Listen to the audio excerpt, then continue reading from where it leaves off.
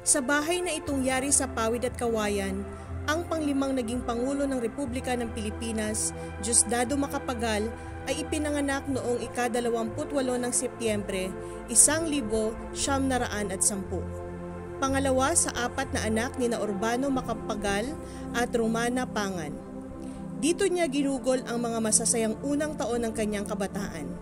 Ang pagsasaayos na muli ng bahay na ito ay isinagawa sa pagtutulungan ng mga mamamayan ng Lubao, ng pamahalaan at ng kagawaran ng edukasyon, kultura at sports, Rehiyon 3.